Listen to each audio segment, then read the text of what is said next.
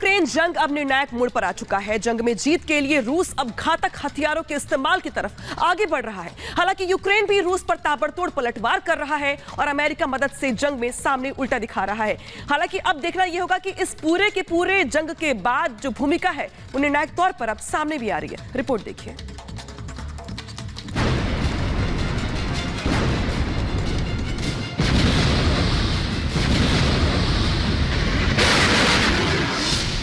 डेढ़ साल से जंग, नतीजा कब?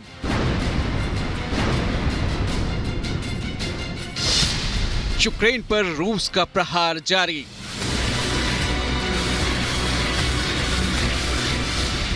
डटे यूक्रेन का जोरदार पलटवार।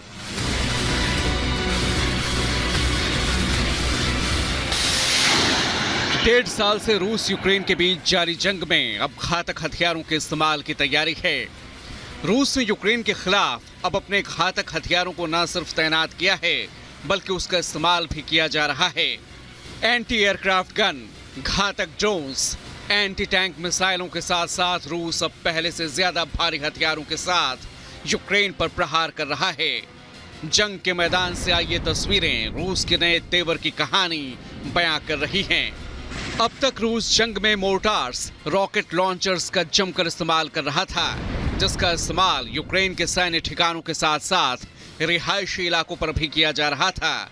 मल्टी बैरल रॉकेट लॉन्चर्स के जरिए रूस ने यूक्रेन पर पहले ही बहुत ज्यादा कहर ढाया था, लेकिन अब उससे भी एक कदम आगे बढ़कर जंग में ज्यादा घातक हथियारों के इस्तेमाल की तैयारी है। सुपरसोनिक मिसाइल, TU-95 बम वर्षक और सफेद हंस बम वर्षक जैसे घातक विमानों के इस्तेमाल की अब तैयारी है।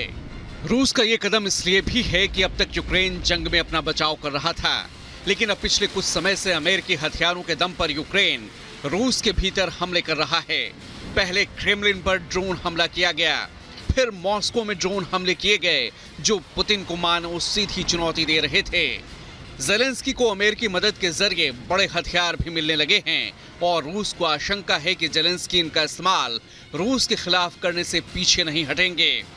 जाहिर है रूसी फौज न सिर्फ सतर्क है बल्कि यूक्रेन पर बड़े हमले करने को तैयार है। जंग के बीच दोनों तरफ से हजारों सैनिकों की जानें जा चुकी हैं। एक आंकड़े के मुताबिक पिछले साल जंग शुरू होने के बाद रूस ने यूक्रेन पर 5000 से ज्यादा मिसाइलें और एक तरफा हमला करने वाले ड्रोन्स का इस्तेमाल किया है। 11000 से ज्यादा रूसी सैन्य उपकरण जंग के दौरान नष्ट हुए हैं। रूस ने बेलारूस पे अपने टैक्टिकल परमाणु हथियारों की तैनाती कर दी है। आशंका है कि अगर नाटो यूक्रेन की मदद के लिए जंग में कूदता है तो रूस फिर परमाणु हथियारों का भी इस्तेमाल कर सकता है। पश्चिमी देश जहां ज़ेलेंस्की की खुलकर मदद कर रहे हैं तो वहीं रूस को चीन और नॉर्थ कोरिया का साथ मिला है। आशंका जताई जा रही है कि जिस जंग को रूस कुछ हफ्तों का मान रहा था वो 1.5 साल से जारी है और आगे इसका विस्तार भी मुमकिन है। फिलहाल रूस ने रणनीति बदली है तो वहीं ज़ेलेंस्की भी पहले से ज्यादा भरोसे में नजर आ रहे हैं। Bureau report, Republic Bharat.